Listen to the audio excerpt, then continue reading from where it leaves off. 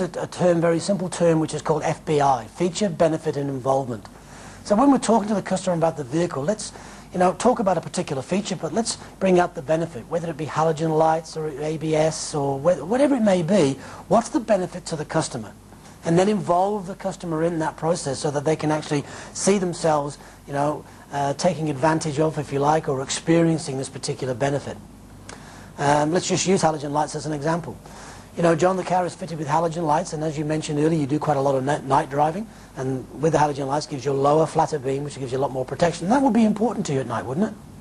So it's a very simple example. Let me ask you the question. Write down in your workbook maybe 2 or 3 other examples, maybe child locks, maybe the entrance to the vehicle, maybe the side intrusion beams, whatever the feature is, link a benefit and then link the customer to that benefit by involving them. Remember, FBI.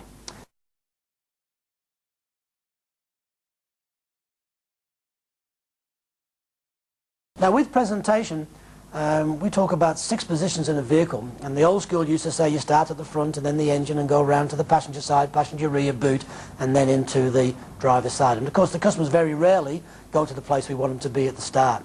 So again, I'm quite flexible on this 6th position, although I do try to really present a vehicle in a way that involves the customer with things that's important to them. So I'm not necessarily going to go into too much about the engine and the style of the engine, all that sort of stuff, if it's not really that important. But I will make reference to, say, the economy, or the comfort, or the safety, the styling, just make sure that you're giving the customers the information that's going to be important to them, not what necessarily is important to you. You don't want to be a veritable plethora of detail and information. So maybe 1 or 2 points as you walk around the vehicle.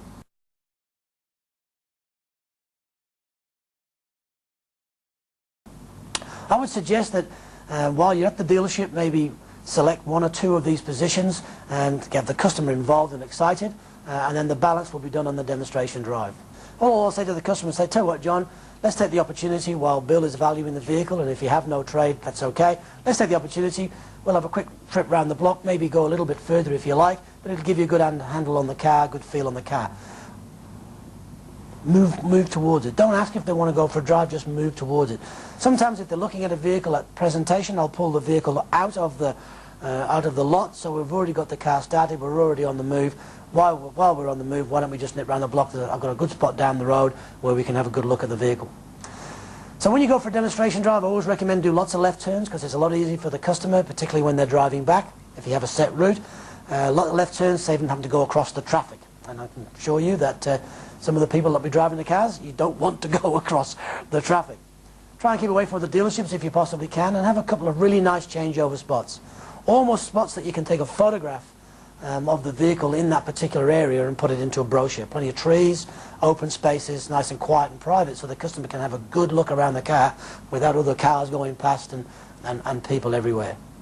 The 6th position, as we mentioned before, is a great place to do that on the demonstration drive, so you get a good opportunity to let them have a good look at the vehicle.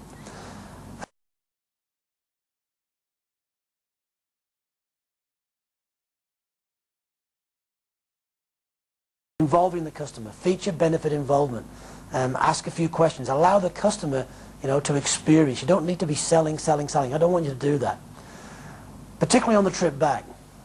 When you go out for the demonstration drive, I wouldn't be driving for more than 4 or 5 minutes, maybe not even that much till you get to the changeover. Allow the customer to experience the vehicle. And maybe just moving to agreement strategies that I like, just to take the temperature of how the customer's feeling about the vehicle. It's quiet, isn't it? How are you enjoying the drive?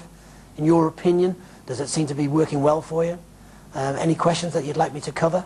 Allow the customer to enjoy and experience the vehicle. Let the vehicle do the selling, you don't need to.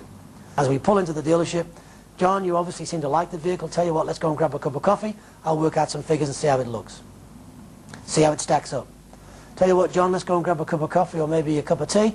I'll find out the valuation of your vehicle and look how that changeover works for you. Have a set place when you come back into the dealership so that the management and the whole team can see what's happening.